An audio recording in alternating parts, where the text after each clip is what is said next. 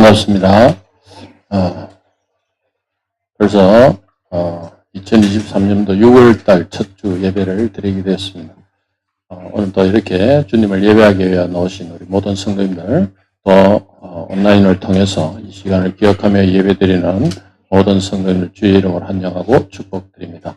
찬양대 주악에 맞춰서 다 같이 묵상으로 기도드리도록 하겠습니다.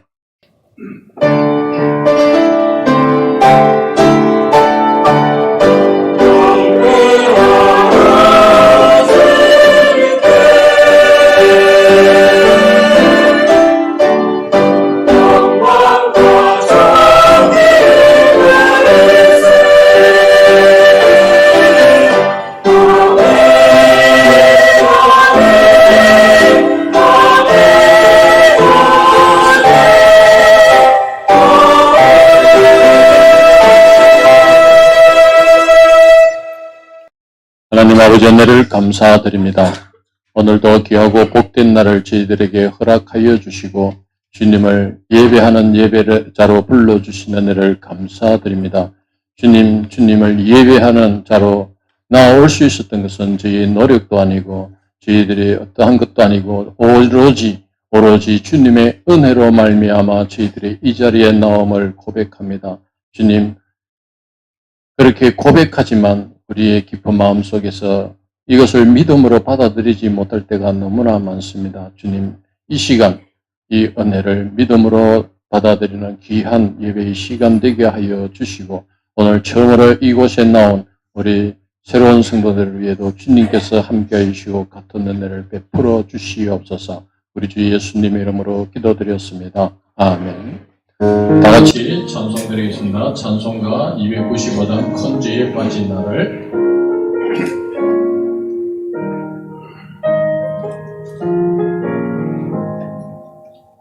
큰 죄에 빠진 나를 주 예수 등지사 그 넓은 품에 다시 품으신 은혜는 저 바다보다 깊고 저 하늘보다 높다 그 사랑 영원토록 나 찬송하리라. 날로도 귀하다 날로도 귀하다 아니 없이 넓은 우리 주의 사랑 날로도 귀하다. 옛날에 유대 땅에 주 예수 다닐 때 그 은혜 받으려고 큰 물이 모였네. 눈 먼저 병든 자를 다 고쳐주셨으니 나 같은 죄인까지 그 은혜 받도다. 날로도 귀하다 날로도 귀하다 아니 없이 넓은 우리 주의 사랑 날로도 귀하다.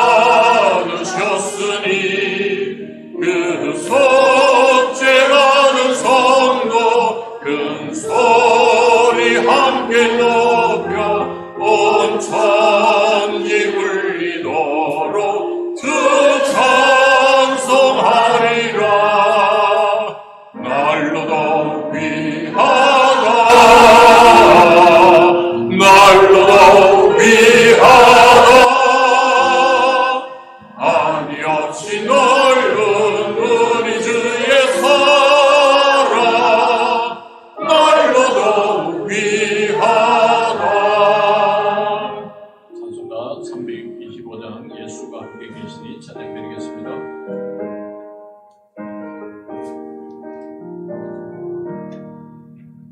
예수가 함께 계시니 시험이 오나 겁없네. 기쁨의 그런 대신은 예수를 위해 삽시다. 날마다 주를 섬기며 언제나 주를 기리고 그 사랑 안에 살면서 딴 길로 가지 맙시다. 이 세상 사는 동안에 주 이름 전하면서 무한한 복락 주시는 예수를 위해 삽시다. 날마다 주를 섬기며 언제나 주를 기리고 그 사랑 안에 살면서 딴 길로 가지 맙시다. 이 세상 친구 없어도 예수는 나의 친구니 무리한 일을 버리고 예수를 위해 삽시다. 날마다 주를 섬기며 언제나 주를 기리고 그 사랑 안에 살면서 딴 길로 가지 맙시다. 주께서 심판하실 때 잘했다 칭찬하리니 이러한 상급 받도록 예수를 위해 삽시다. 날마다 주를 섬기며 언제나 주를 기리고 그 사랑 안에 살면서 딴 길로 가지 맙시다. 다 같이 자리에 일어나셔서 찬송가 38절 예수 우리 왕이여 찬양 올려드리겠습니다.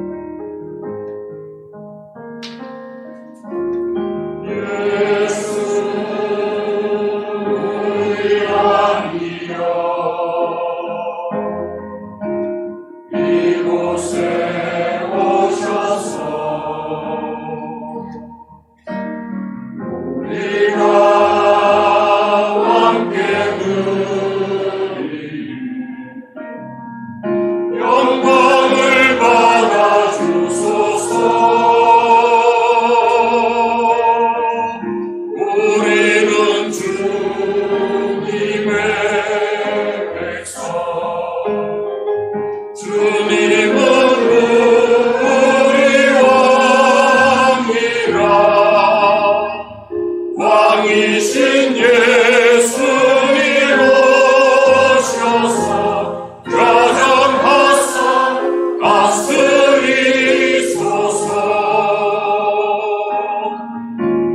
예수 우리 주시여 이곳에 오셔서 우리가 주께 드리는 찬양을 받아 주소서. 우리는 주님의 종들, 주님은 우리 주시라. 주 대신 예수님 오셔서 이 찬양을 받아주소서.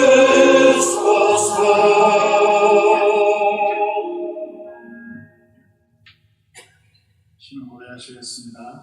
나는 전능하신 아버지 하나님 천지의 창조주를 믿습니다. 나는 그의 유일하신 아들 우리 주 예수 그리스도를 믿습니다. 그는 성령으로 잉태되어 동정녀 마리아에게서 나시고 본디오 빌라도에게 고난을 받아 십자가에 못 박혀 죽으시고 장사된 지 사흘 만에 죽은 자 가운데서 다시 살아나셨으며 하늘에 오르시어 전능하신 아버지 하나님 우편에 앉아 계시다가 그 위로부터 살아있는 자와 죽은 자를 심판하러 오십니다. 나는 성령을 믿으며 거룩한 공교회와 성도의 교제와 죄를 용서받는 것과 몸의 부활과 영생을 믿습니다. 아멘. 앉으시겠습니다.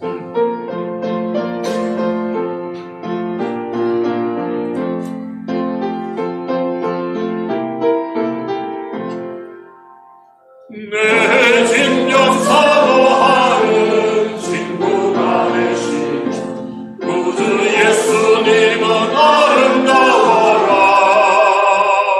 산 밑에 백합하여 빛나는 새벽별 주님 경건할 길 아주 없도다.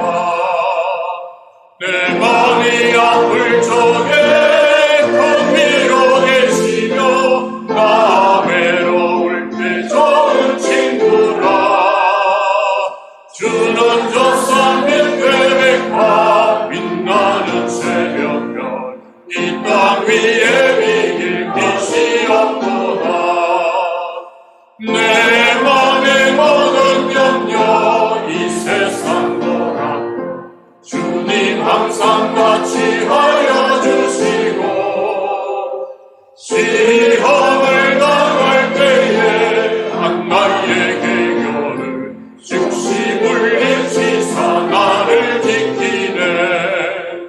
온 세상 날 버려도 주 예수 안 버려 끝까지 나를 돌아보시니. 주는 저 산 밑에 백화 빛나는 새벽별 주땅 위에 비길 것이 없도다.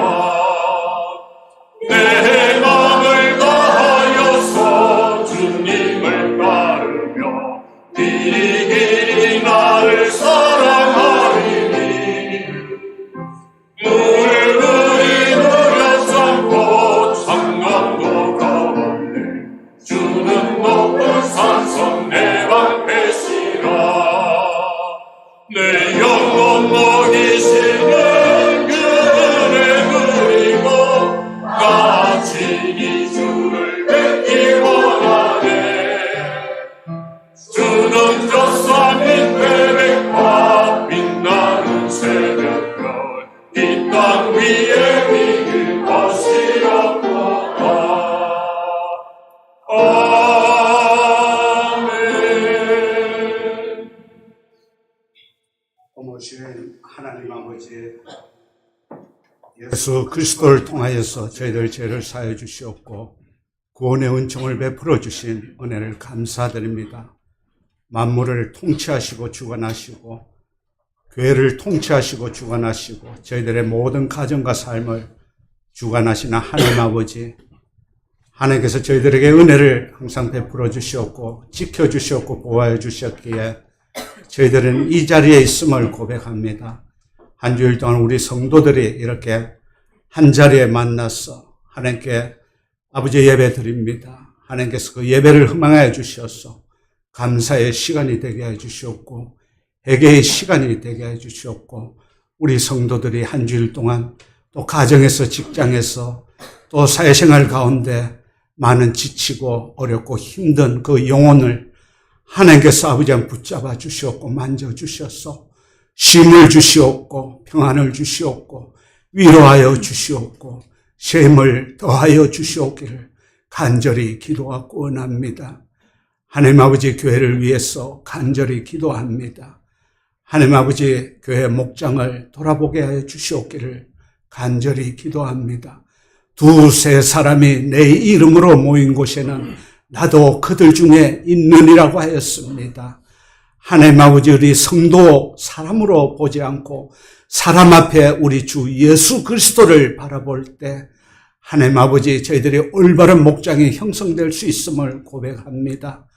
아버지, 우리 주 예수 그리스도를 바라보지 않고 사람과 사람으로 바라볼 적에는 아버지의 인간적인 그 아버지 안의 성향대로 따라가고, 아버지의 육신대로 따라가고, 아버지의 성격대로 따라가고, 아버지의 직업대로 따라가고, 모든 아버지의 외형적인 이런 따라가는 분리의 현상을 아버지 하나님, 우리가 소그룹 가운데, 목장 가운데 예수 그리스도를 바라보지 않기 때문에 그런 현상이 일어남을 주님 앞에 고백하오니, 하나님 아버지, 우리 목장교회를 바르게 세워주시옵고, 아버지 하나님, 저희들 안에 이런 믿음의 도전이 되게 해주시옵소.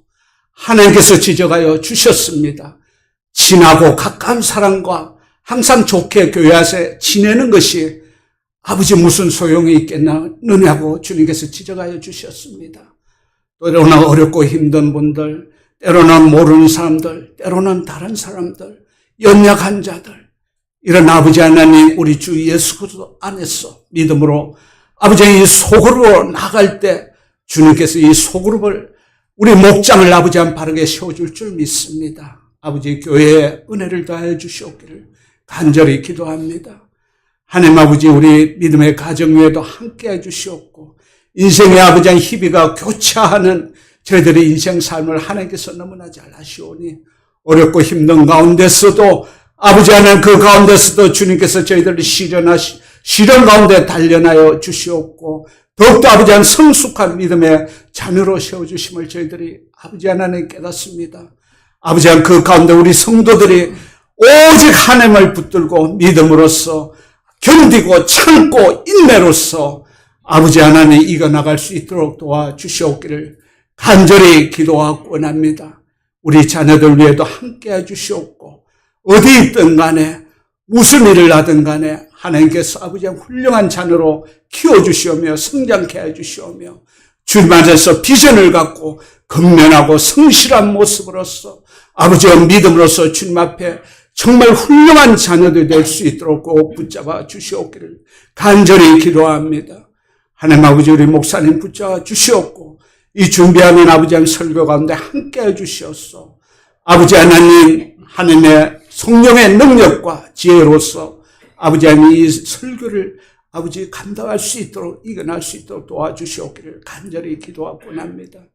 우리 찬양대 위에도 함께 해주시옵고, 이 찬양을 통하여서 주님 앞에 더욱더 아버지 하나님 가까이 가고자 합니다. 하나님께서 함께 해주시옵고, 수정도는 성도들 위에도 하나님께서 은혜를 더하여 주시옵소서. 모든 말씀 우리 주 예수 그리스도 이름으로 기도드리옵나이다.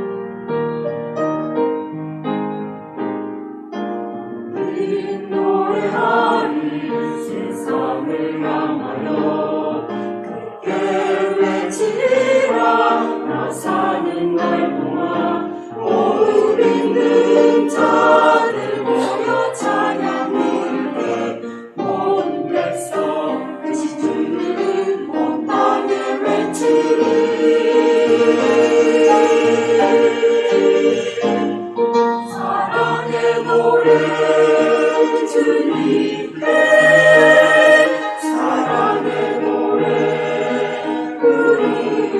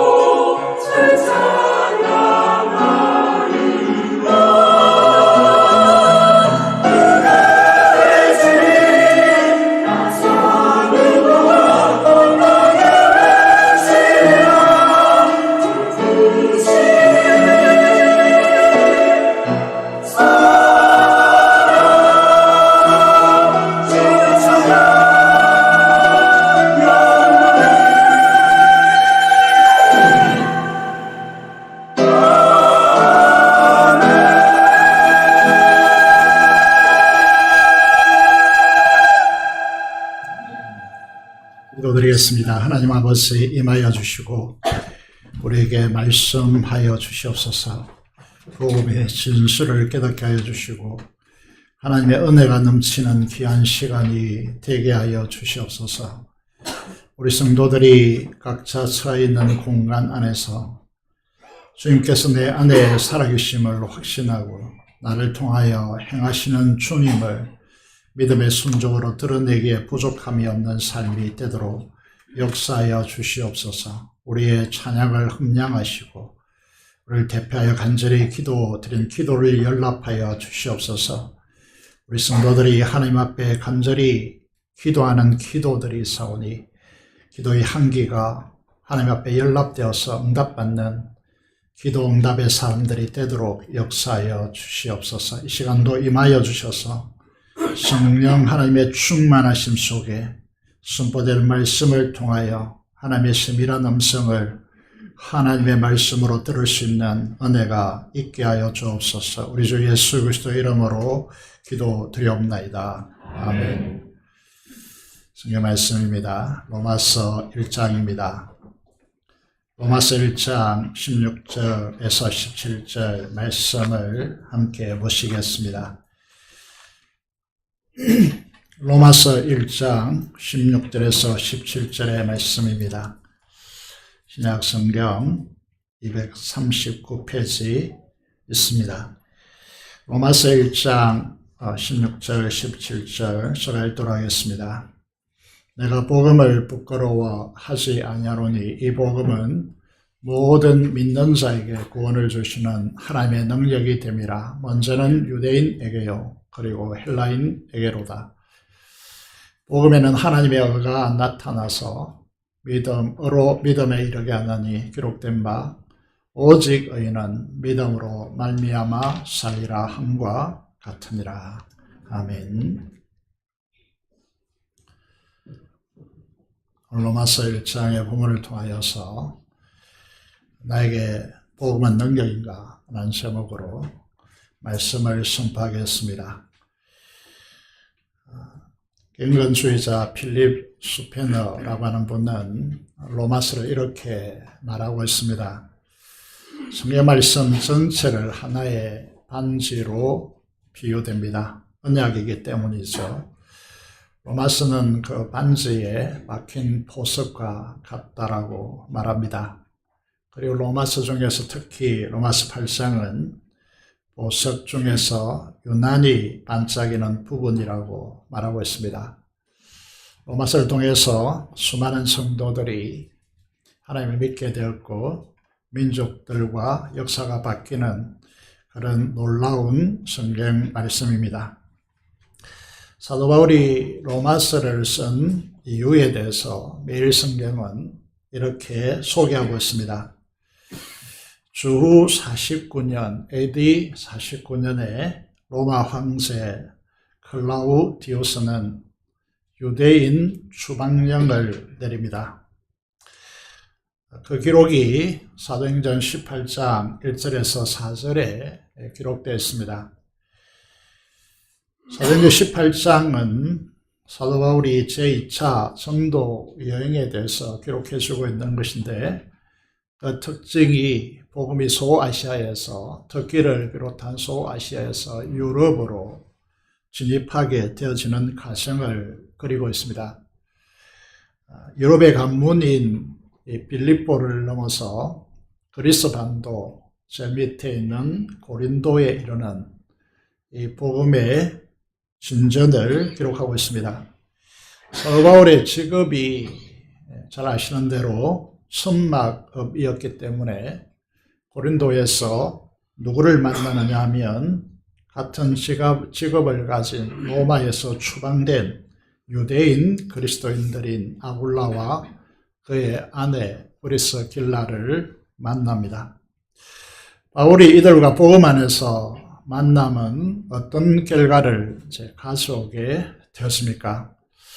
로마서 16장 3절 4절에 보면 사도 바울이 로마 교회에 이렇게 편지하고 있습니다. 마지막 부분이죠.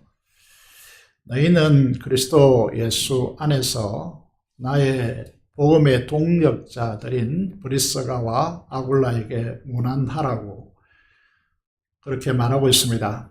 그 당시 로마 교회에서 추방된 유대인 그리스도인들과 뒤에 형성된 이방인 성도들 사이에 문제가 형성되었기 때문에 유대인 그리스도인들인 이 브리스가와 아굴라를 문안하라고 존귀하게 영접하라고 요청하고 있습니다. 그 이유를 이렇게 달고 있는데요. 이 브리스가와 아굴라는 사도 바울의 목숨을 위하여 자기들의 목까지 내어놓았다. 바울뿐만 아니라 이방인의 모든 교회도 유대인입니다. 브리스가와 아굴라가. 그런데도 불구하고 각 지역에 형성되어진 교회가 이들의 복음 사역 때문에 그들에게 감사하고 있다라고 그렇게 말하고 있습니다.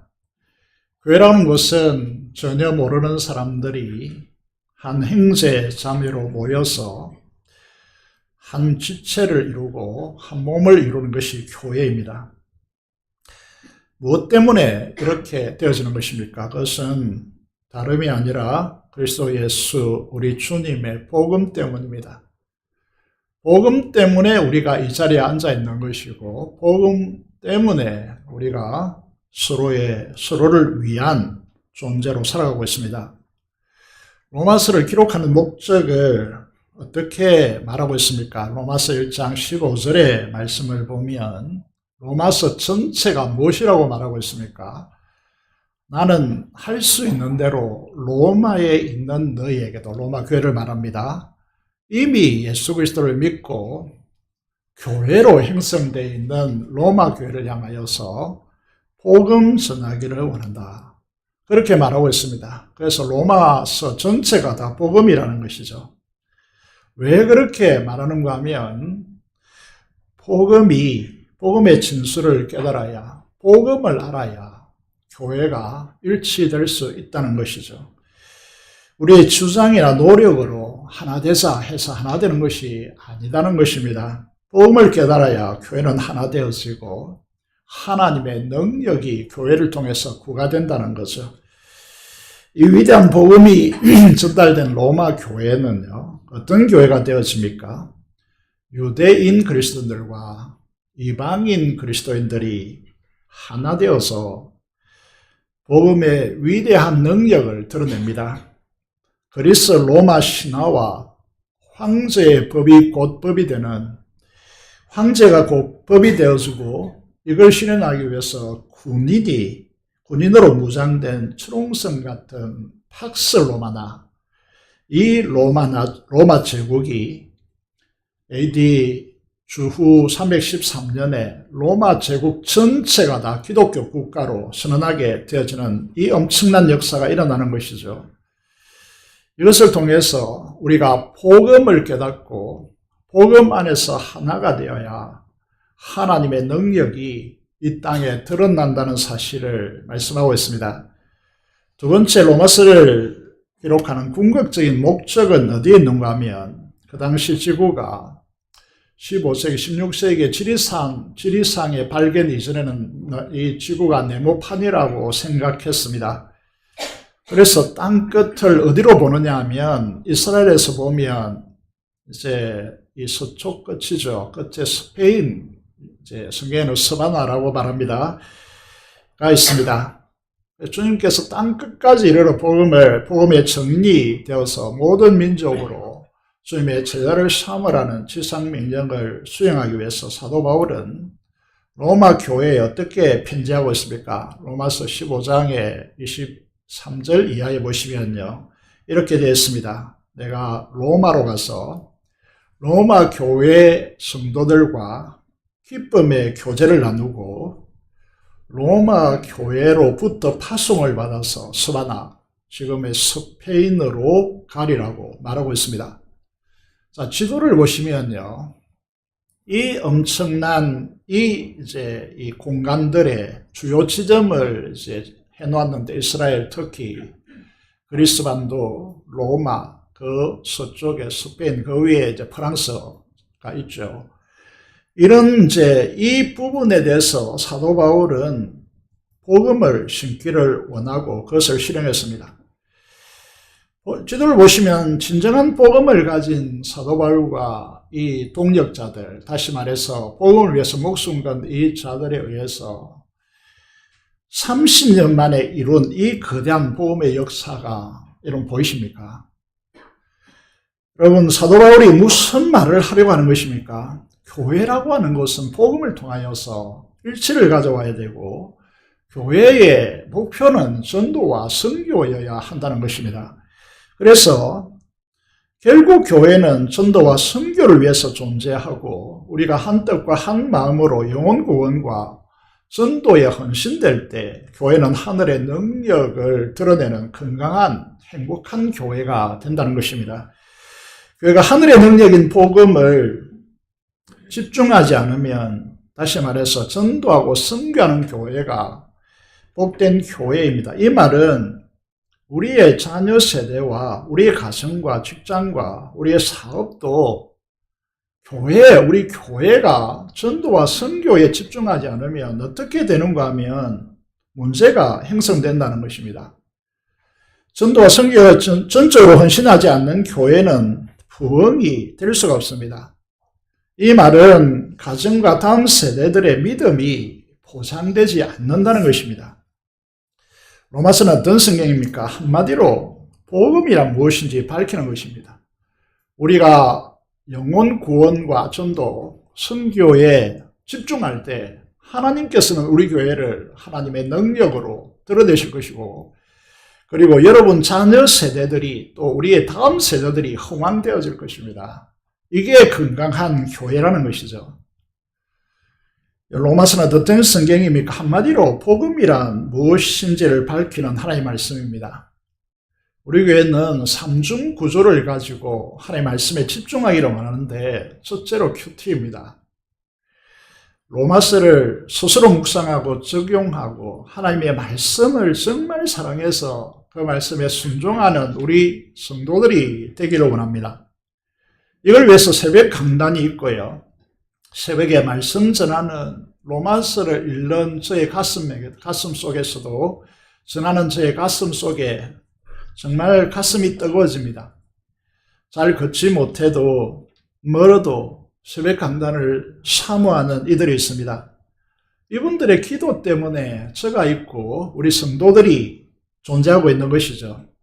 두 번째는 이 큐티를 기본으로 해서 주일날 이렇게 중요한 부분을 하나님께서 기도하여 택하게 하고 설교함으로써 교회된 우리 전체를 향한 하나님의 음성을 듣고자 하는 것입니다. 세 번째로 이 말씀을 통하여 여러분들이 하나님의 음성을 듣고 감동받은 것을 가지고 지체로 모여서 서로 나눔으로써 하나님의 말씀이 머리에서 가슴으로 내려오는 그런 경험을 하게 하는 것입니다. 다시 말해서 내 안에 역사하는 하나님의 말씀이 되게 하는 것이죠. 그럴 때에 초대교회와 같이 우리에게서 말씀이 흥황될 것이고 불같은 성령 하나님의 부흥의 역사가 일어날 것을 기대할 수 있는 것입니다. 이것은 우리 자신과 가정이 사는 길이요, 교회를 살리는 길이요, 부흥케 하는 길이요, 다음 세대들이 춤추게 하는 길이고 우리 민족과 나라를 살리는 것입니다. 이 삼중 구조에 외면하지 마십시오. 여러분 목장으로 모여서 함께 말씀을 나누는 일에 소홀하지 마십시오. 여러분 하나님의 말씀을 개인적으로 내가 부둥켜 안고 날마다 말씀을 통하여 묵상하고 하나님께 기도하고 적용하여 순종하는 이 큐티에 여러분 삶을 거셔야 하는 것이죠. 여러분 복음을 아십니까? 그러면 어떤 마음이 될까요? 로마서 1장 14절의 말씀을 보면 사도 바울은 자신을 향하여 뭐라고 합니까? 내가 복음에 대하여서 빚진 자라고 말하고 있습니다. 반드시 갚아야 된다는 것이죠. 갚지 않고 방치하면 어떻게 되죠? 눈덩이처럼 불어나겠죠. 파손합니다. 그래서 사도 바울은 복음에 빚진 자로 대상을 가리지 않고 복음을 열정적으로 전함으로써 그 빚을 탕감하기를 원했습니다. 복음을 전하면 주님의 사랑이 머리로가 아니라 가슴으로 전달되어집니다. 여러분 가슴에서 뜨겁게 주님의 사랑을 느끼게 된단 말이죠. 여러분 복음이 지식적으로 변질되어지면요, 그는 휴지 조각으로 변합니다. 하나님 능력이 전혀 우리에게 드러나지 않는다는 것이죠. 고린도전서 9장 6절에 16절의 말씀을 보면 어떻게 이 엄청난 복음을 전하여 사람들을 구원하지 않는다는 것은 있을 수 없고 도리어 자신에게 화가 있다라고 사도 바울은 선언하게 되었습니다. 만일 복음을 전하지 아니하면 내게 화가 있을 것이미로다 라고 그렇게 선언하고 있습니다. 사랑하는 여러분 복음을 아십니까? 그런데 복음에 대해서 침묵하신다고요. 빚진 심령으로 전하지 않으면 내게 화가 미친다는 마음으로 복음을 드러내는 사람들이 되시기를 바랍니다. 저는 아무리 바빠도 목요일에는 현장에 가서 사람들을 만나고 그 집에 들어가서 사람들과 대화하면서 그의 심령을 뚫고 하나님의 복음을 전하기 위해서 기도하고 있습니다. 전도하신 한 집사님의 간증을 여러분에게 소개하겠습니다. 제 대표라는 분이 계신데 창원에 계시고 이번에 10억 공사를 발주받아서 공사를 시작하셨는데 바쁘다고 합니다. 이제 이분도 너무 바쁜 분이시지만 전도하기 위해서 만나서 우리 교회로 오라고 하셨다는 거죠. 이번 주는 일이 있어 못 오고 다음 주에는 그분을 우리 교회가 만날 수 있을 것으로 보입니다. 또 후배 두 분을 오이코스로 이제 적어냈는데 전도하려고 조만간 두 분 다 만나기로 했다는 거예요. 그 뒤에 이제 얼마 후에 우리 교회 새롭게 요즘 나오는 초밥집을 경영하시는 분이 계신데 그분 집에서 만나서 사진을 보내왔습니다. 이게 이제 복된 역사이죠. 우리가 이제 젊은이들 부르는 찬양이었습니다. 멈출 수 없네 라고 하는 찬양인데 이런 복음을 아십니까? 그 복음으로 믿고 구원을 받았습니까?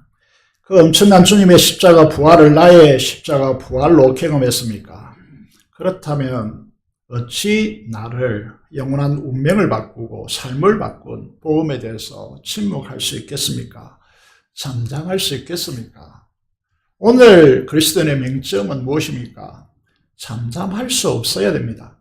여기에 주를 향한 나의 사랑, 주를 향한 나의 열정, 멈출 수 없다라고 기쁨의 춤출이라고 그렇게 말하고 있습니다. 이것이 율법주의가 아니고 복음의 기쁨주의입니다. 율법주의로 흉내낼 수 없는 것들이죠. 파워 로마서라는 책을 읽어보니까 이런 내용이 소개되더라고요. 세상을 움직인 영향력 있는 사람의 공통점이 무엇이냐? 이 사람들은 오직 한 가지 일에 꽂혀서 거기에 전념한 사람들이다. 이렇게 말하고 이런 사람들을 우리는 세상은 그 분야에 미친 사람이다. 라고 그렇게 말합니다. 예를 들어서 코카콜라는 세상 어디에나 들어가 있습니다. 대표적인 이제 코카콜라는 자본주의 상징으로 여겨지는데 이게 공산주의 국가인 중국에도 들어가 있고 그 간판에 커다랗게 이제 떠 있습니다. 저 전에도 말씀드린 적이 있는데 대학생 때 전도한 친구가 있는데 지금은 여고 교사입니다. 대학생 때 그 친구를 보니까 이런 인간도 다 있나 라고 할 정도로 콜라에 밥을 말아먹고 멋을 보면서 충격을 받았는데 페시콜라 등 많은 이제 다양한 음료수들이 나와 있는데 코카콜라가 아직도 건재한 이유는 어디에 있겠습니까? 이렇게 말합니다. 이 회사 회장은 그 이유를 묻는 기자들에게 이렇게 말했다고 전해지죠. 내 혈관 속에는 피가 흐르는 것이 아니라 코카콜라가 흐르고 있다라는 것이죠. 이런 이게 한 분야에 자신의 인생을 다 걸었기 때문에 코카콜라가 많은 도전 속에서 건재하고 있는 것입니다. 조국교회가 지난 40년 동안 하나님께서 주신 우리 선조들이 가난한 시절에 그 새벽 제단을 쌓고 10리가 30리가 멀다고 걸어서 새벽에 와서 기도한 그 덕분으로 우리 다음 세대 우리들이 부를 누리고 있습니다. 그런데 이 부를 가지고 무엇을 했느냐라고 하는 것이죠. 자기의 배를 위해서 자기의 육신의 만족과 사치와 학력과 안락을 위해서 사용했습니다. 그러니까 성령 하나님의 역풍이 일어났습니다. 시들게 하는 강야의 바람이 불었습니다. 이 조국교회가 그래서 엉망진창이 됐는데 이 조국교회가 망하지 않고 그래도 버티는 힘은 어디로부터 옵니까? 그럼 여기에 보시면요. 미친 사람이 한 분 소개되고 있습니다. 여기에 보시면 예수님께 미치고 제자 훈련에 미치고 평신도를 빛내고 싶어 하는 미친 사람, 강인 고 옥하는 목사님 같은 분이 한국 교회에 존재했기 때문입니다. 그의 목회 정신을 배우고 그를 닮고자 하는 주님의 제자된 목회자들이 그래도 존재하기 때문에 조국 교회와 민족이 아직까지 지탱하고 있는 것입니다. 우리가 과연 복음을 할까요? 그 시금석은 무엇입니까? 복음에 미친 사람이냐는 것입니다. 그 증거가 무엇입니까? 마태복음 13장 44절의 말씀을 보면 하나님의 나라가 내 인생과 삶의 전부가 되었는가를 점검해 보시라고 권면하고 있습니다. 전 삶의 영역에서 주님이 통치하시는 하나님의 나라를 추구하고 있느냐라고 하는 것입니다. 술과 담배와 마약과 게임과 학력과 권력에 취하지 마십시오. 만약 여러분들이 아직까지 하나님 나라에 올인할 마음이 형성되지 않았다면 우리는 우리 스스로에게 물어야 됩니다. 내가 복음을 정말 알고 있는가? 이 부분을 점검해야 된다는 거죠. 안산에 동산교회라는 교회가 있습니다. 지금은 은퇴하셨지만은 김인중 목사님은 분이 계십니다. 그가 서울대학교 다닐 때 CCC에서 전하는 사형리로 복음을 접하고 예수 그리스도를 믿고 복음에 미친 사람이 되었습니다. 그래서 목회자로 부름받고 신학원을 졸업하고 그 당시에는 대도시가 되지 않았습니다. 아파트가 절비한 도시가 아니었습니다. 시골이었고 그래서 이 정도 스펙이면요 많은 대형교회에서 불렀겠죠. 지원하면 됐겠죠. 그런데 이분은 복음에 미쳐서 개척을 했습니다. 그때 교회가 반지하였습니다. 돈이 없었기 때문이죠. 지역에는 많은 교회들이 있었지만 기존의 교회들은 이 반지하에서 시작하는 개척교회를 무시했습니다. 그런데 이 김인조 목사님은 완전히 복음에 미친 사람입니다. 그는 복음의 능력을 확실히 믿었습니다. 그런 목사님과 이 교회를 통해서 하나님께서는 어떤 능력을 드러냈을까요? 현재 안산의 동산교회 모습을 보겠습니다. 여러분, 이 도무지 불가능하다고 믿었던 이 지역이 변화되었고 이 동산교에서 운영하는 고등학교가 있는데요. 이는 경기도에서 가장 가고 싶은 고등학교 학교 중에 하나가 되었습니다. 동산 안산교회는 한국을 대표하는 교회 중 하나가 되었고요. 목장교회 시스템을 도입했는데 수많은 교회가 닮고 싶은 교회가 되었고 저도 물론 안식년에 이 교회를 가서 탐구하고 배우고 해서 우리 교회 목장교회로 나가고자 하는 것입니다. 우리가 복음에 비친 자이고 복음을 전하지 않으면 우리에게 화가 있다고 말하고 복음에 미치게 되면 어떤 하나님의 놀라운 능력을 드러내는가를 곳곳에서 우리에게 보여주고 있던 것이죠. 복음을 제대로 알면 이 복음에 왜 미칠까요? 도대체 복음이란 무엇이길래 이렇게 할까요? 우리가 읽은 로마서 1장 16절을 보면 사도 바울은 그 당시에 한 인간이 나무에 매달려 죽였다. 그게 구원이 된다. 말도 안 되는 것이고 헬라 세계에서 보면 미친 것입니다. 그래서 이 복음을 세상에 전하는 것에 대해서 부끄러워해야 하는 수준이었습니다. 그런데 사도 바울은 복음을 부끄러워하지 않는다고 말합니다. 왜 그렇습니까? 그 이유가 무엇입니까? 이 복음은 모든 믿는 자에게 주시는 구원을 주시는 하나님의 능력이 되기 때문이라고 말하고 있습니다. 정리하면 무슨 말입니까? 복음이란 무엇입니까? 구원을 주시는 하나님의 파워, 하나님의 능력이라고 말하고 있습니다. 여러분, 우리가 하나님을 믿는데, 예수 그리스도를 믿는데 이 능력이 우리 안에 경험되어집니까? 이 능력이라고 하는 이 헬라는 두나미스인데 이게 우리가 말하는 폭탄, 다이나마이트가 파생되었습니다.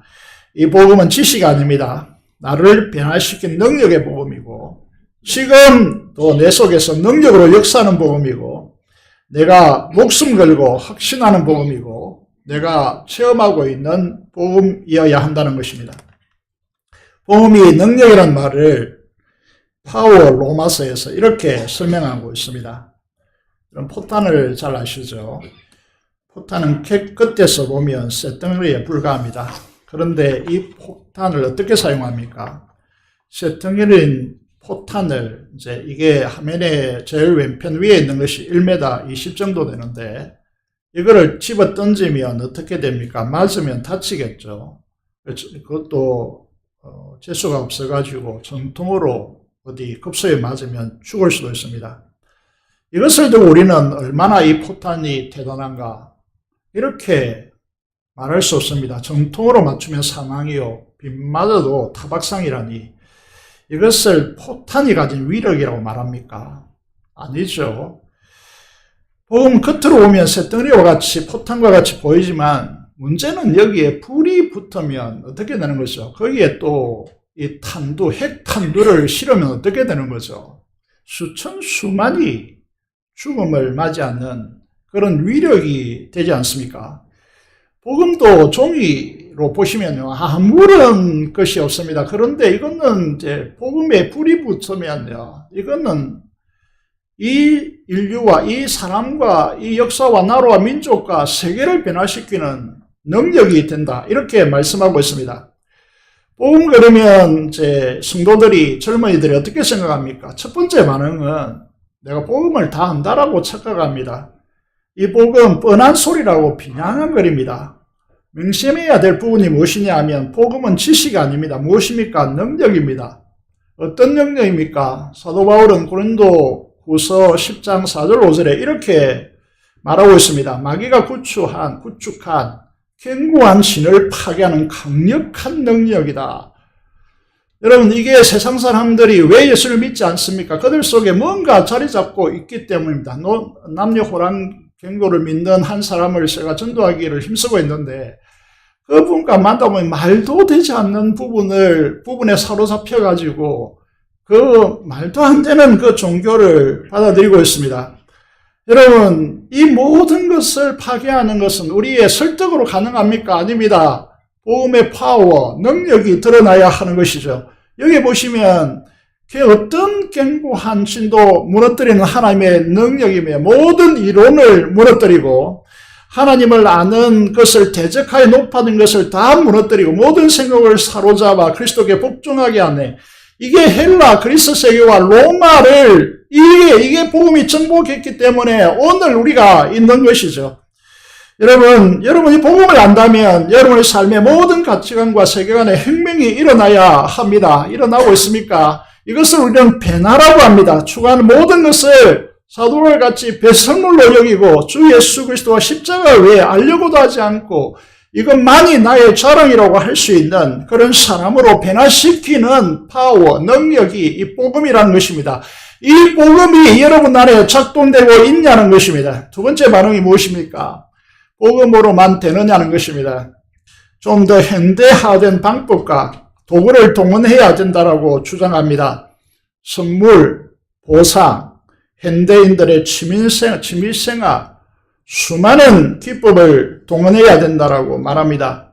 그러면 현대 교회가 여기에 수많은 자원을 투입하고 있는데 왜 한국 교회는 계속해서 쇠퇴해서 가고 있습니까? 현대교회가 수많은 재정을 이런 데 쏟아붓고 있는데 우리 안에서 핵심을 통하여서 제대로 된 그리스도인들이 나타나고 있습니까? 하나님의 나라를 위해서 주님의 통로가 되는 참된 성도들이 일어나고 있습니까?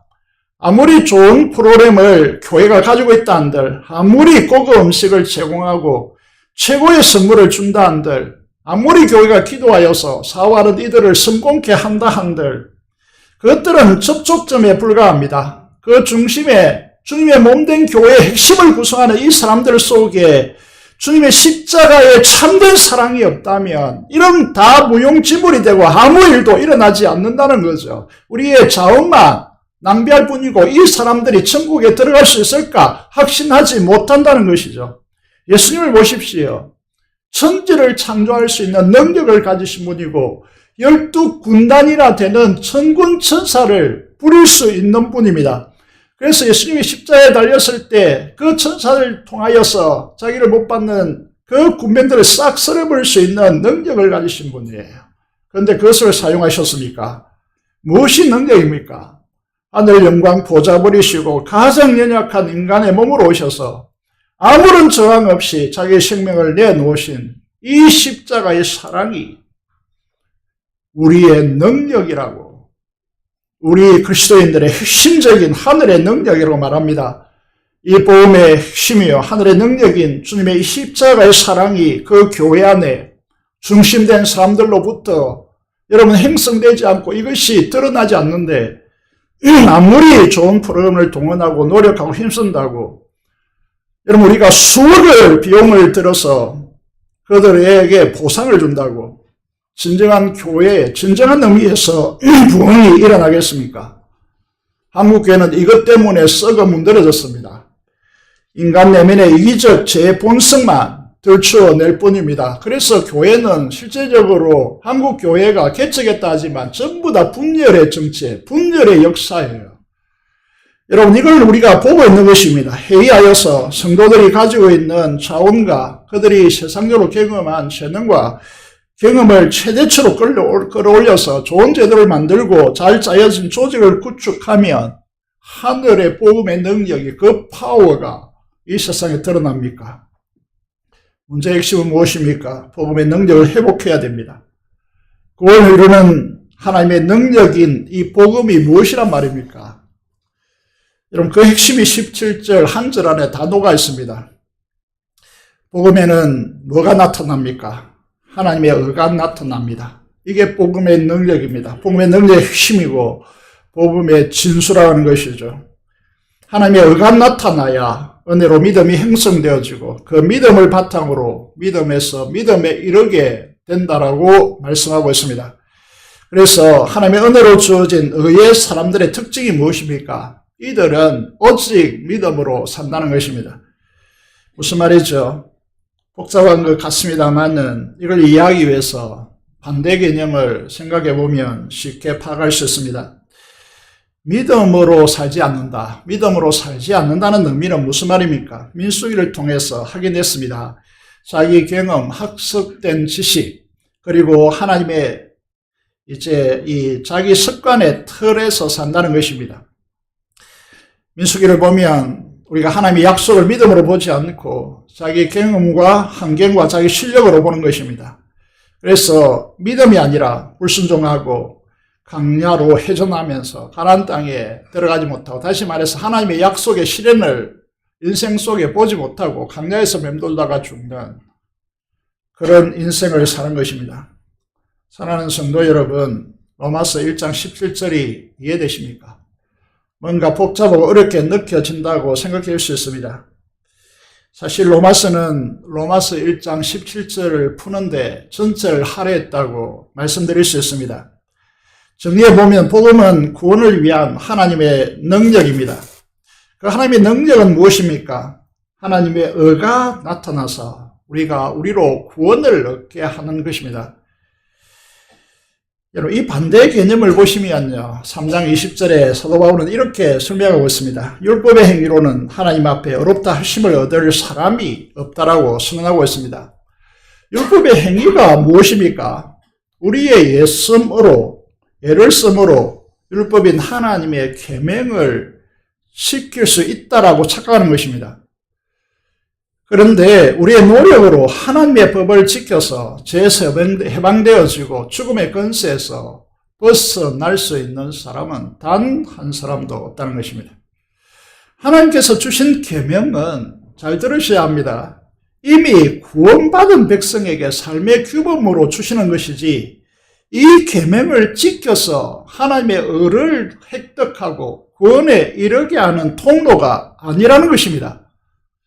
이 부분이 자꾸 유대인이나 종교인들이 착각하는 것입니다. 만약 이것이 가능했다면요, 예수님께서, 다시 말해 성자 하나님께서 인간의 몸을 입고 예수로 이 땅에 오셔서 십자가에 죽을 이유가 전혀 없습니다.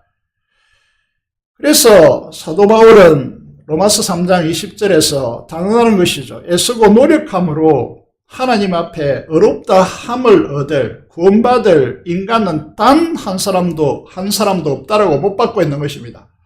그런데 우리의 삶을 돌아보시면, 우리 교회에서 자행되는 행태를 바라보시면요, 이렇게 가고 있다는 거죠. 성도들의 행위를 보면서요, 너 천국 못 간다 이렇게 하고 있다는 거죠. 그런 게 전혀 아님에도 불구하고 우리는 이 율법적 행위를 가지고 판단을 하고 그것을 통하여 천국 가니 마니 이렇게 하고 있다는 것입니다. 최근에 일어난 충격적인 사건을 보시면요, 23살인가 하는 정유정이라고 하는 이 여자 청년이 앱을 통해서 한 번도 만난 적이 없어요. 어떤 관계도 있는 것도 아니에요. 앱을 통해서 만난 이 친구로 앱을 통해서 삼았는데 그 친구를 살해했다는 거죠. 뭐라고 합니까? 뭐 때문에 살해했나? 한번 살인해보고 싶었다. 그리고 죄송하다고 말합니다. 참으로 무서운 세상입니다. 우리 자녀들이 어떻게 될지 모르는 세상 속에서 우리가 놓여 있다는 거죠. 화면에 전문가의 분석을 내놓았습니다. 부모 집에서 살지 못하고 할아버지와 살았다. 5년간 혼자 지냈다. 범죄 심리 전문가들은 지금 이와 같은 사회 분위기에서는 이런 유형의 범죄가 더 늘어날 수밖에 없다라고 진단하고 있습니다. 교회 역할이 뭐냐는 거죠. 이렇게 숨겨진 사람들을 찾아가서 그들을 해방시켜주고 복음으로 하나님 나라를 경험하게 하는 이 역사가 이 민족에 전개되지 않는 한 우리는 소망이 없는 것입니다. 우리가 무엇을 알아야 됩니까? 인간은 그 누구도, 어느 누구도 제가 가져오는 사망의 권세에서 스스로 벗어날 수 없다는 것입니다. 사람들이 그렇게 하면 안 된다는 것을 몰라서 죄를 짓고 있습니까? 아닙니다. 다 알아요. 그런데 벗어나고 싶어도 벗어날 수가 없습니다. 이걸 이제 두 인물이 증명하고 있는데요. 하나는 불교계의 거장이고 한 사람은 사도 바울입니다. 여기 화면을 보시면요, 좀 글씨가 작지만 자주 인용했기 때문에 잘 알고 계실 겁니다. 이들은 자기의 깨우침과 수양과 수련을 통해서 제스퍼스나 의에 이룰 수 있다고 믿었고 그렇게 배웠고 수없는 시간과 삶을 통하여 몸부림치고 가르쳤습니다. 그 결과가 무엇입니까? 성절 성리의 유언을 보십시오. 자신의 죄가 우리 시원언어로 바꾸면 태산보다 높아서 그리고 바다보다 깊은데 자신이 어떻게 그 죄를 감당할 수 있느냐고 묻고 있습니다. 그리고 정직하게 이렇게 고백하고 있습니다. 우리에게는 구원이 없다라고 말합니다. 왜냐하면 그 이유가 뭐라고 합니까? 우리 스스로 죄 문제를 해결할 수 없고 이 죄값을 해결할 구원자가 우리 진영에 없기 때문이다. 불교에 없기 때문이다. 라고 말하고 그러면서 80년 동안 포고한 것이 헛것이었고 자신은 지옥불에 들어간다라고 54년 만에 찾은 딸 필이라는 분에게 유언과 같이 고백하고 있습니다. 불교계뿐만입니까? 유대교를 믿은 사도 바울은 이 율법에 정통했던 사도 바울은 어떻게 말합니까? 자신이 하나님의 계명인 율법을 지켜 의에 이르고 구원받을 수 있다라고 착각한 것입니다. 자신 안에 있는 죄가 철저히 자신을 유린하고 있는 실체를 복음의 빛 아래 보기 전까지는 그렇게 철저히 믿고 자기 인생을 온전히 거기에 집중했고 추구했습니다. 죄에서 사망의 그 세력에서 벗어날 수 있는 길이 우리 스스로에게 있습니까? 인간에게 있습니까? 없습니다. 그래서 구속자가 필요한 거예요. 죄와 사망의 권세가 얼마나 무섭고 끈질기고 강력하냐 하면 만약에 우리의 그 무엇으로 끊어낼 수 있고 자유케 되는 일이 가능했다면 하나님의 아들이 육신을 입고 이 땅에 예수로 오셔서 지옥의 형벌이 십자가에 고통당하고 그 생명의 대가를 지불하는 이 길을 가셨을 거예요. 사도 바울이 신앙으로 살려고 몸부림칠수록 더욱더 자신의 마음의 법과 싸워 죄의 법으로 자신을 사로잡아 오는 것을 보는 도다라고 토로하고 있습니다. 불교의 거장이 그랬고 사도 바울이 그랬는데 나는 그렇지 않을 것이라고 말한다면 그래서 나의 애씀으로 이게 뭐라고 해야 됩니까? 이게 개선이 가능하고 이렇게 하는 것은 망하는 교만이라는 거죠. 교만이 무엇입니까? 자기의 무엇을 기대는 것입니다. 복음의 말씀을 듣지 않는 것이 교만입니다. 예수 그리스도께서 내 안에 계셔서 그분을 통하여 역사되어만 내 삶이 가능하다는 이 사실을 인정하지 않는 것이 교만입니다. 그래서 하나님께서는 다른 방식으로 이 성철, 성녀와 같은 방식으로 사도 바울, 사울의 방식으로 하는 것이 안 되기 때문에 다른 방식으로 하나님께서 우리에게 은혜를 베푸는 것입니다. 그것이 로마서 3장 24절 25절에 기록해 주고 있습니다.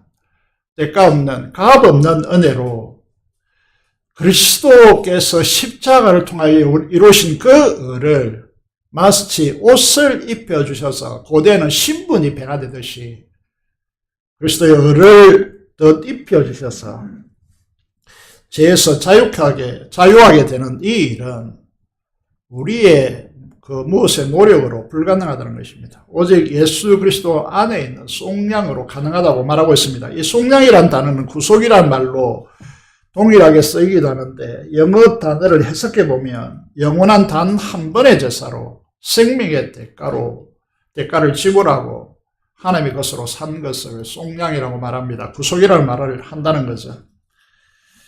그래서 우리가 주님과 함께 십자가에 못 박혔음을 고백하는 우리에게 사망이 드는 죄 안에서 우리를 지배할 수 없게 된다는 것입니다.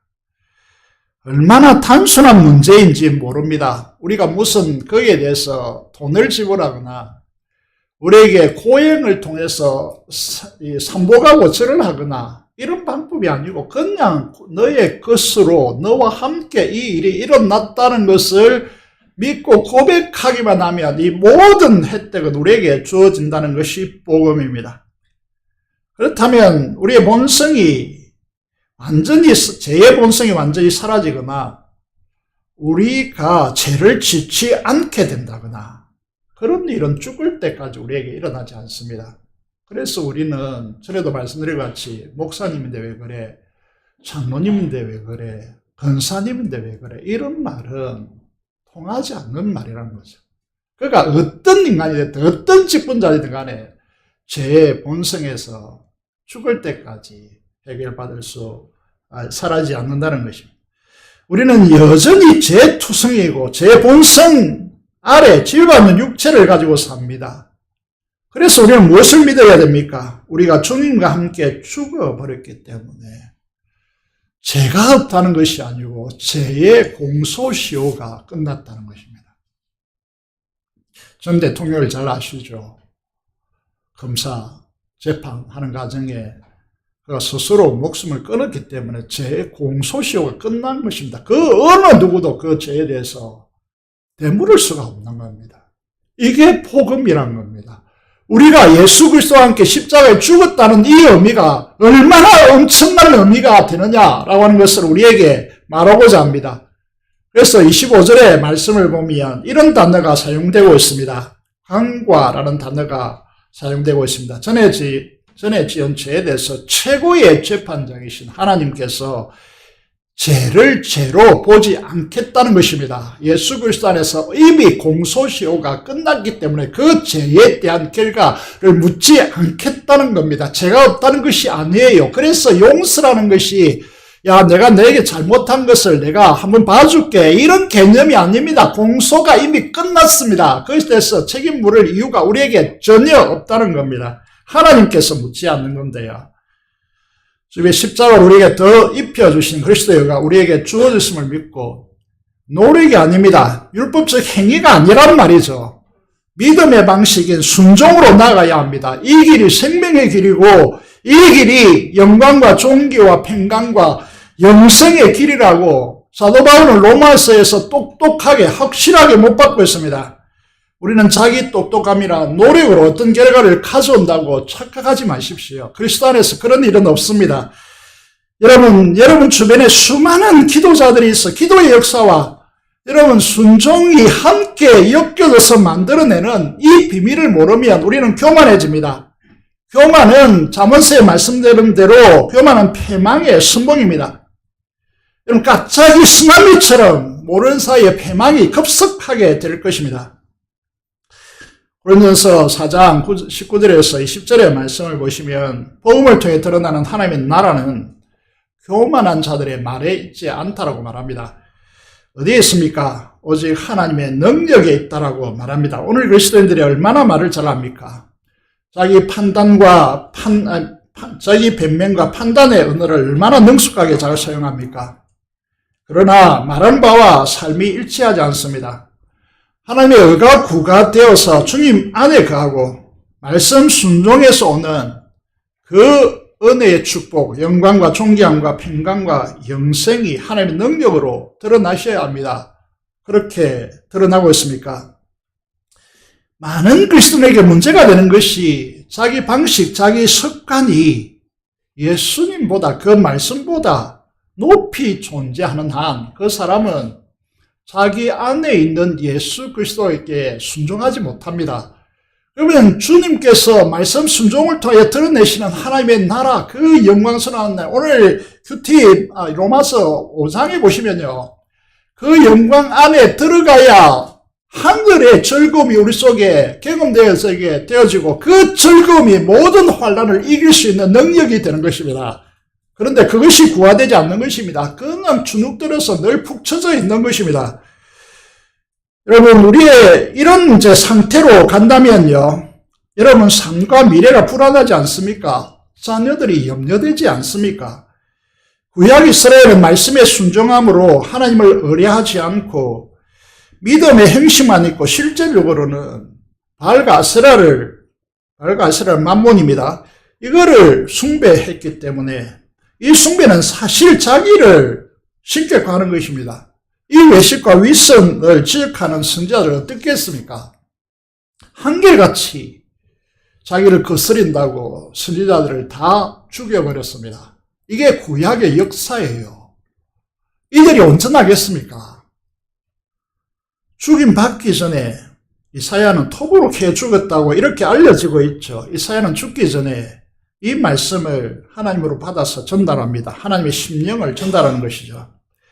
너희가 만약에 바알과 아세라라고 하는 만문을 떠나서 전 인격을 하나님을 사랑하고 이것을 내 몸같이 사랑하는 이 명령에 주의했더라면, 순종했더라면, 집중했더라면, 여러분 우리가 집중하는 것이 하나님의 말씀입니까? 아니면 나의 행편과 상황입니까? 순종했다면 어떻게 된다고 했습니까? 평강이 강물처럼 흘러내렸을 것이고 폭풍으로 몰려오는 바다가 아니라 의로움이 햇빛에 반짝거리는 은빛 바다 물결같이 전단했을 것이고 그 후손이 강성하였을 것이다. 그런데 이 민족이 지금 어떻게 돼가고 있습니까? 우리의 후손들이 강성하고 있습니까?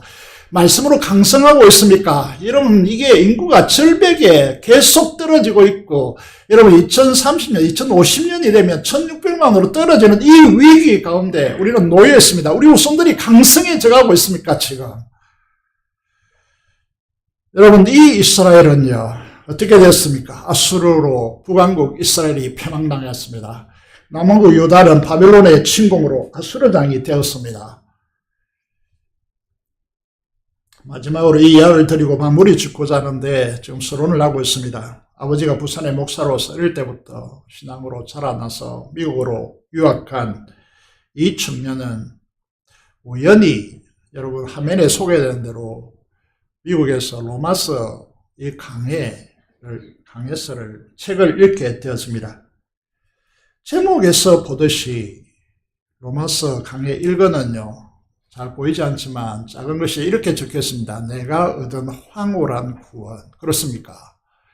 여러분 구원을 접하는 구원의 문제를 접하는 여러분들이 황홀하다라고 하는 느낌을 정서를 가지고 있으니까 이거를 보시면 로마서 8장을 중심으로 하는 이거를 보시면 제목이 이렇게 잡혀 있습니다. 아무도 흔들 수 없는 나의 구원이다. 이렇게 적혀 있습니다. 여러분 우리가 이 느끼는 정서가 뭐냐면 성도의 견인이라고 했어요. 어느 누구도 우리의 구원을 흔들 수가 없습니다. 이게 구원의 본체인데요. 이 책을 읽고요. 여러분 그의 삶이 어떻게 변화되었을까요? 목사의 아들로서 교회에서 받은 수많은 상처 때문에 목회의 길은 죽어도 안 가겠다라고 그렇게 결단했는데 이분은 오카는 목사님의 이 로마서 강의 책을 접하고 인생의 방향을 완전히 바꿉니다. 자기와 같이 갈등하는 조국의 청년들, 학생들 너무나 잘 알고 있기 때문에 이들에게 이 오카는 목사님이 전해주는 이 진짜 복음을 좀 전하고 싶다. 그래서 그는 유학의 길을 접고 조국으로 돌아와서 신학원에 진학합니다. 그리고 자신의 진액을 다 쏟아서 복음의 삶의 진실성을 가지고 전하는 오카는 목사님 밑에 와서 교육전도사로 목회를 배웁니다. 그는 지금 한국교회 영성을 주도하고 있는 목사님 중에 한 분이 되었는데 이 사람이 바로 이찬수 목사입니다. 지금 우리는 결단할 때입니다. 하나님께서는 우리 교회에 여러분들이 아시다시피 엄청난 기회를 부여하고 있습니다. 코로나19 상황 속에 3년의 긴 세월 속에 우리 교회는 거꾸로 성도수가 불어났습니다. 여러분 이 기회를 주고 계신데 우리가 지금 애쓰고 노력함으로 여러분 하나님의 능력이 드러날 수 있다는 이 착각을 내려놓으십시오. 노력으로 가능하다는 헛된 망상을 가지고 또다시 시간을 낭비할 수는 없습니다. 천금을 주고도 바꿀 수 없는 복음의 매력에 깊이 빠져들으셔야 합니다. 로마서를 통해서 복음을 제대로 알게 해주세요. 기도할 때입니다.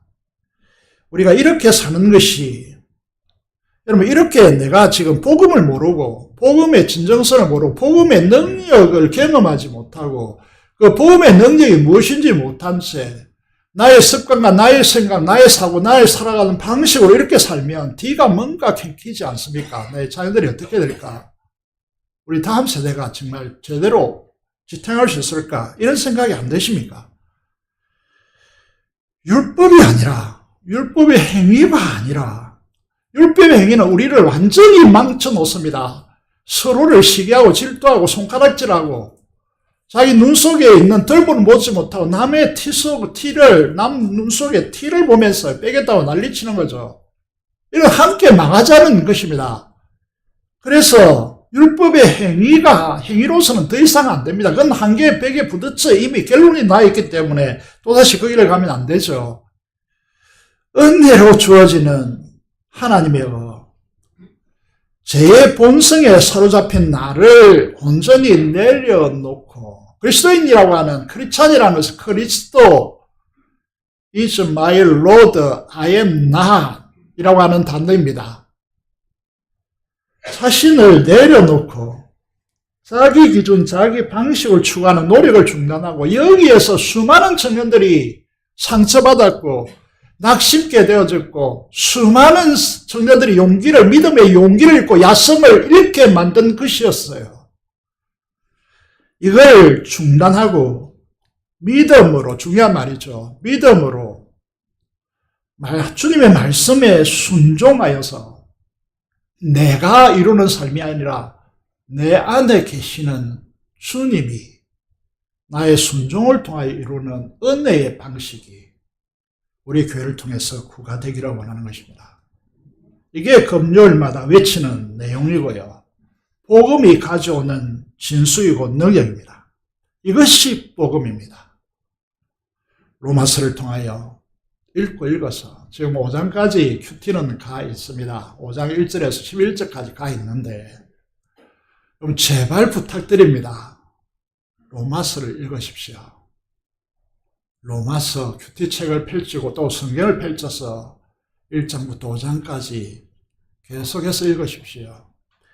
그러면 하나님의 능력이 나타날 것입니다. 기도하겠습니다. 오늘 말씀을 통하여 나에게 복음은 하나님의 능력인가 묻고 있습니다. 복음을 안다면 복음에 미치게 되었습니다.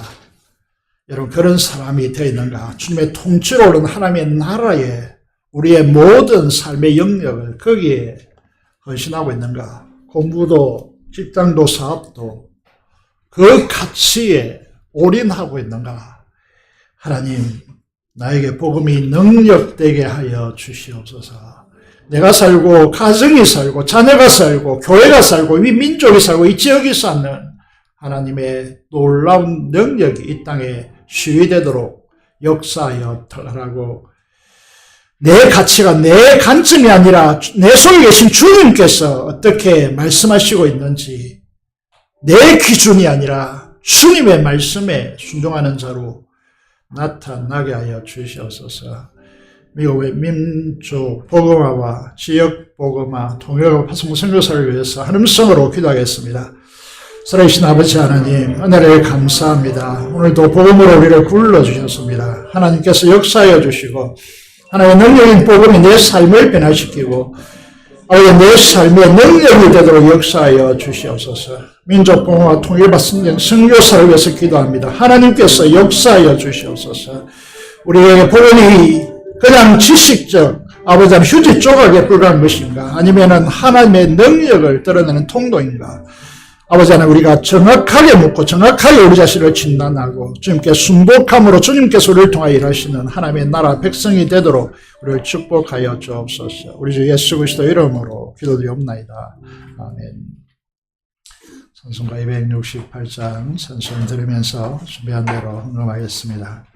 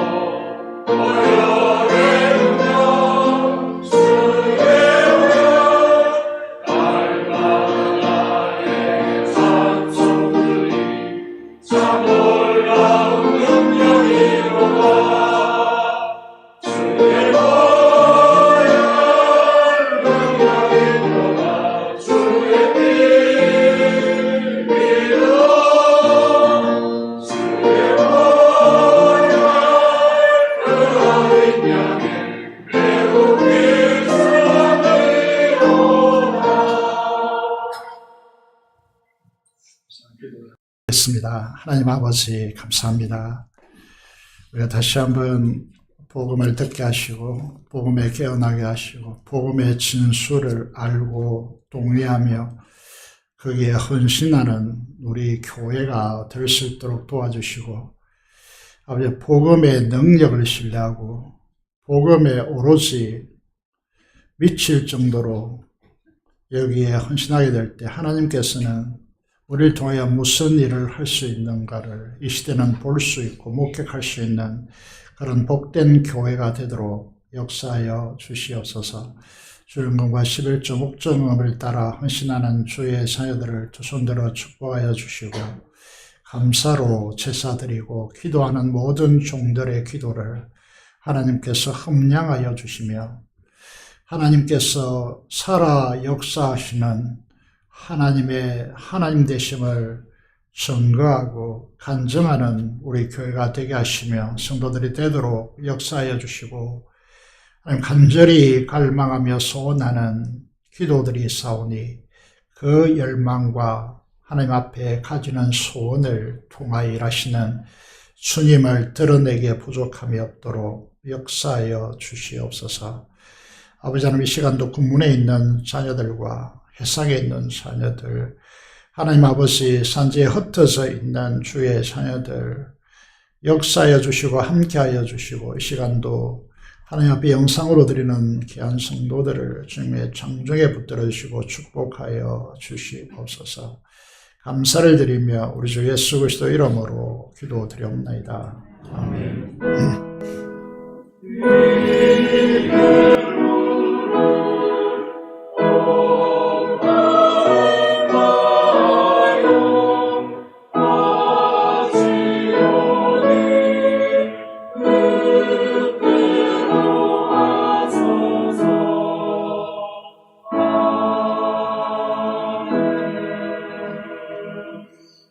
소식을 보겠습니다. 이번에 보시면 교회학교 교사 헌신 예배가 6월 마지막 주에 있습니다.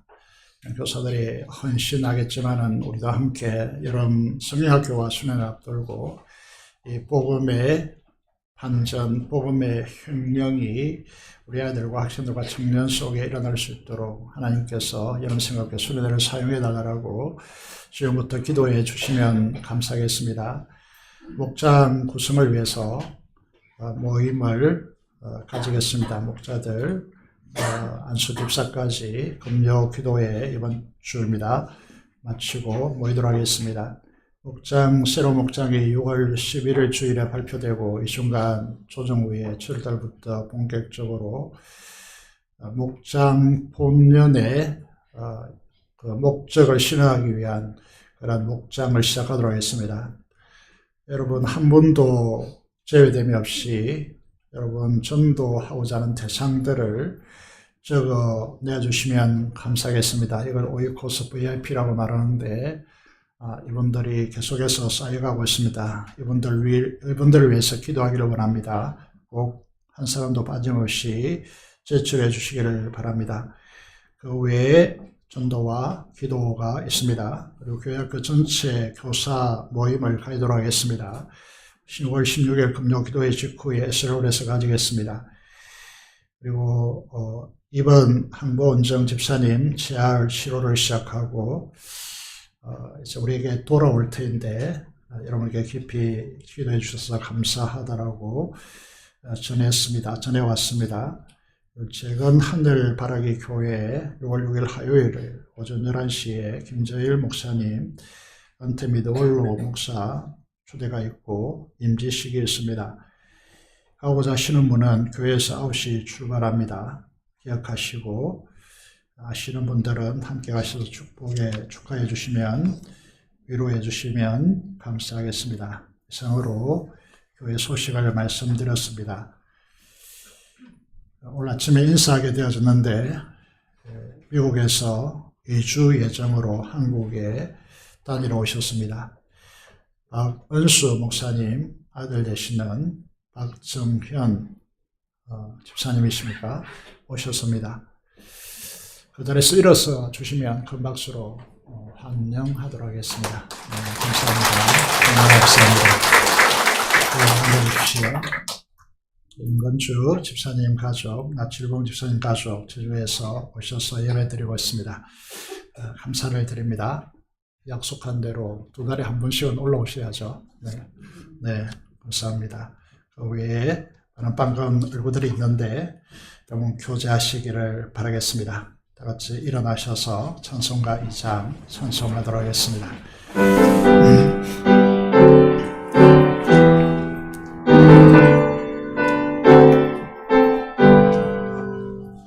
찬양 성부 성자 성령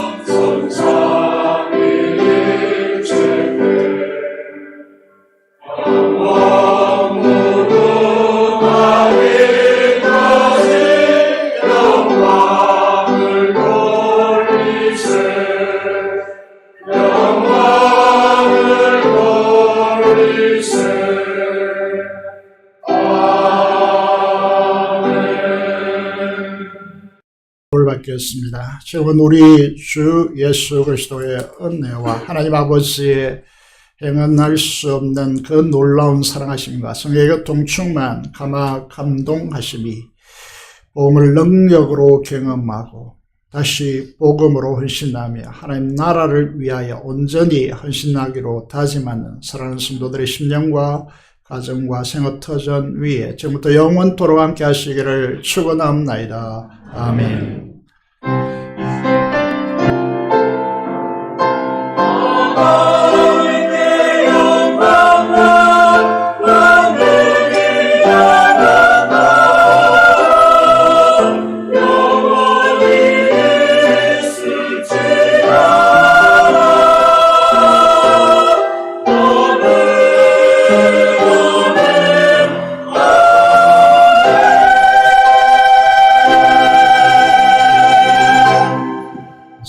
이상으로 오전 2부 예배를 마쳤습니다. 감사합니다.